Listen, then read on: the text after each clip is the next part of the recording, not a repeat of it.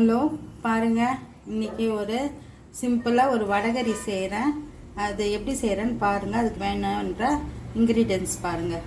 நான் ஒரு 4 மணி நேரத்துக்கு முன்னாடியே கடலைப்பருப்பு ஒரு டம்ளர் போட்டு ஊற வச்சுருக்கேன். 2 காஞ்ச மிளகாய், ஒரு பிட்டு இஞ்சி போட்டிருக்கேன். இது நம்ம பல்ஸில் போட்டு அரைச்சிக்கலாம் குறன்னு. தேவையான பொருள்: வெங்காயம் ஒரு 4 வெங்காயம், பெரிய வெங்காயம், தக்காளி ஒரு 4 பச்சை மிளகாய், கருவேப்பிலை, புதினா, இஞ்சி பூண்டு பேஸ்ட்டு, 4 பல்லு பூண்டு தட்டி வச்சுருக்கேன்.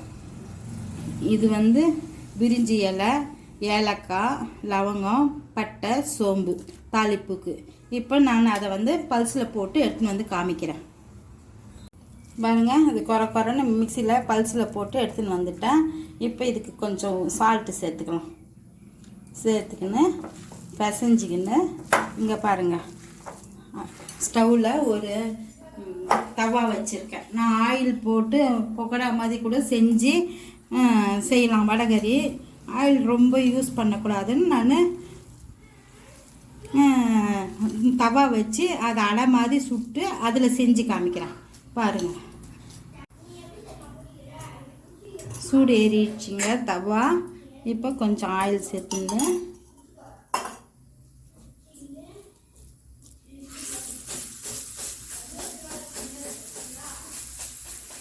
ரொம்ப ஆயில் சேராது. இது இந்த மாதிரி நம்ம சுட்டு எடுத்துக்கலாம். எல்லா மாவையும் சுட்டு எடுத்துக்கின்னு உங்களுக்கு காமிக்கிறேன். பாருங்கள், இந்த மாதிரி நான் எல்லாத்தையும் சுட்டு எடுத்துகிட்டு வந்துட்டேன். இதை இப்போ எல்லாம் சூடு ஆறுனதும் இந்த மாதிரி உடச்சிக்கின்னு மறுபடியும் பல்ஸில் போட்டு 2 சுற்றுனா அப்படியே மணல் மாதிரி நரன்னு வரும். அப்புறமா நம்ம தாளிக்கலாம். பாருங்கள், இப்போ நான் சுட்ட அடைய நல்லா பல்ஸ் மோடில் போட்டு இப்படி நரன்னு 2 திருப்பி எடுத்து வச்சுட்டேன். இப்போ அடுப்பு பற்ற வச்சு ஒரு சின்ன குக்கரை வச்சுருக்கேன். ஆயில் கொஞ்சம் சேர்த்துக்கலாம் தாளிப்புக்கு. ஒரு 2 ஸ்பூன், 2 பெரிய டேபிள் ஸ்பூன் எண்ணெய் விட்டுருக்கேன். நிறையெல்லாம் இல்லைங்க. இப்போ இருக்கிற காலகட்டத்தில் ஆயில் ரொம்ப யூஸ் பண்ணக்கூடாது.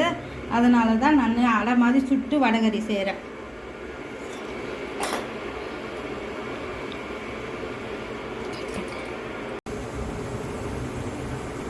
எண்ணெய் காஞ்சதுங்க. இந்த ஸ்பைசி பொருட்கள்லாம் சேர்த்துக்கலாம். பச்சை மிளகாய், கருவேப்பிலை கொஞ்சம் சேர்த்துக்கலாம். ஒரு 5 பல்லு பூண்டு தட்டி வச்சுருக்கேன், அதையும் சேர்த்துக்கலாம். வெங்காயத்தை நல்லா நீட்டாக வெட்டி வச்சுருக்கேங்க. பொடுசாக இருக்கிறதே தெரியாது. நீட்டாக போட்டால் க்ரன்ச்சியாக நல்லாயிருக்கும்.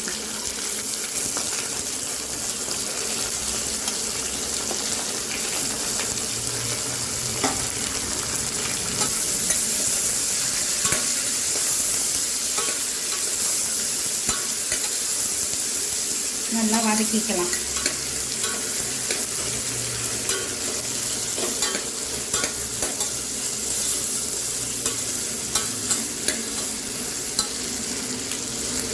இஞ்சி பூண்டு பேஸ்ட்டு சேர்த்துக்கலாம். அதுவும் எண்ணெயில் கொஞ்சம் பச்சை ஸ்மெல் போகிற மாதிரி வதங்கட்டும். அப்புறமா மிளகாத்தூளெல்லாம் சேர்க்கலாம். இப்போ கொஞ்சம் சால்ட்டு சேர்த்துக்கலாம். டிஷ்ஷுக்கு தகுந்த சால்ட்டு.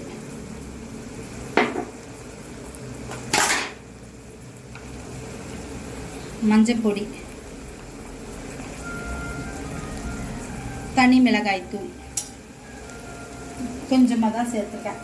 பச்சை மிளகாய் போட்டிருக்கோம், காஞ்ச மிளகாய் போட்டிருக்கோம். எல்லா காரமும் ஞாபகத்தில் வச்சுக்கின்னு மிளகாத்தூளை சேர்த்துக்கணும். தனி மிளகாய் தூள் தான். அப்புறமா கரம் மசாலா கொஞ்சம் சேர்ப்போம். பாருங்கள், ஒரு விசில் விட்டுது. அப்படியே பஞ்சு மாதிரி நல்லா வந்திருக்குது பாருங்கள். இப்போ நம்ம ஃபைனலாக கொத்தமல்லி போட்டுட்டு உங்களுக்கு வேறு பாத்திரத்தில் எடுத்து காமிக்கிறேன். பாருங்கள், கொத்தமல்லியை தூவிடலாம். டேஸ்ட்டு நல்லாயிருக்கும்.